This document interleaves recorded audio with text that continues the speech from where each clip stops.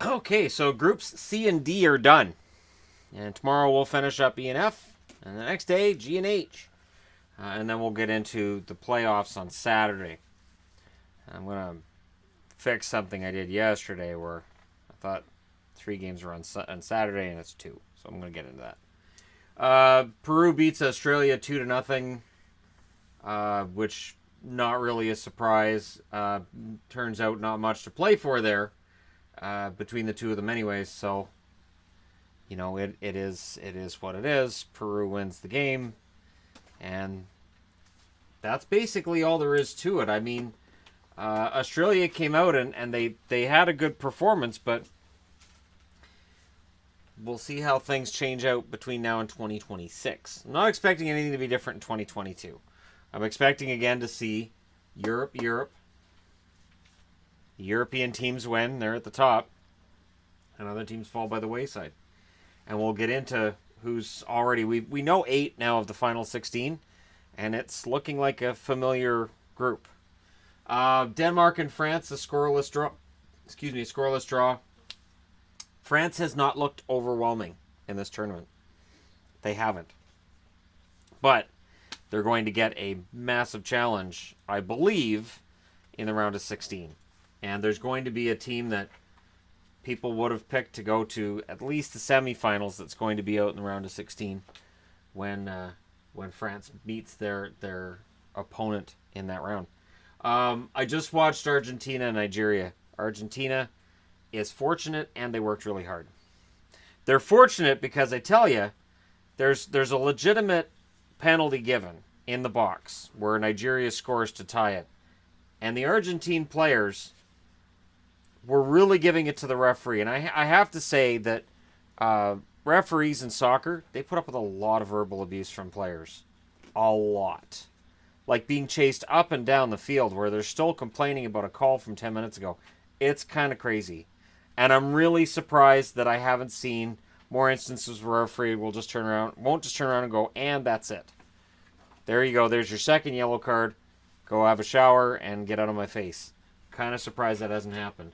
Croatia beats Iceland, so Iceland with another gutsy performance. They end up with 2 goals for the tournament, as does Australia. They end up with the exact same record as Australia. -3, both with 1 point. You can see where I'm going with this, right? Nigeria came up with a really solid performance, but the Argentinians are better. And let's go ahead and give credit where it's due. Lionel Messi, when they needed it, he gets a goal for them in the first half.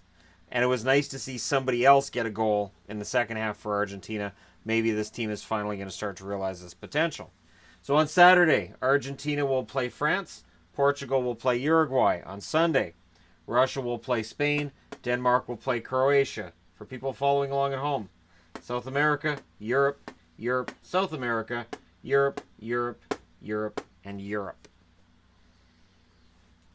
This is just how it ends up shaking out, and the teams that got eliminated in these groups, South America, Oceanic, I believe, is the group that Australia belongs to. Is the Oceanic group?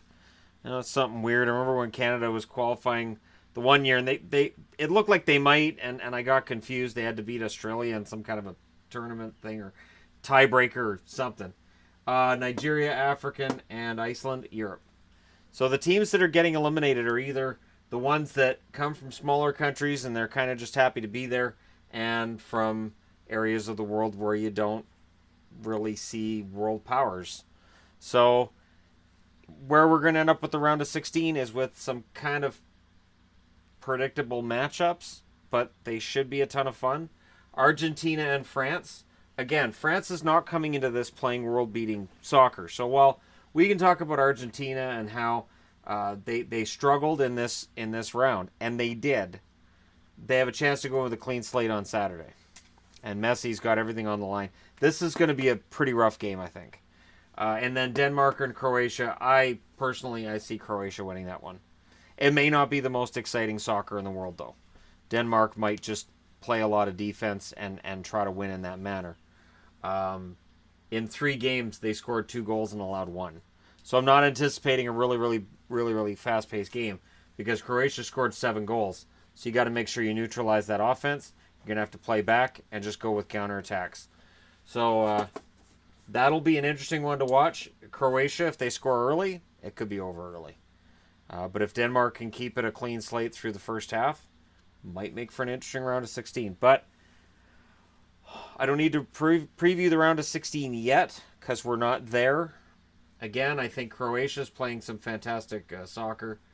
And I think we have yet to see the best out of France or Argentina. And now they're against each other on Saturday. So let me know who you think's going to win that game. The Argentinians, are they on the upswing? Or is France just kind of sleepwalking their way? And now they're going to wake up because it's the important games in the round of 16. And now they're going to start playing.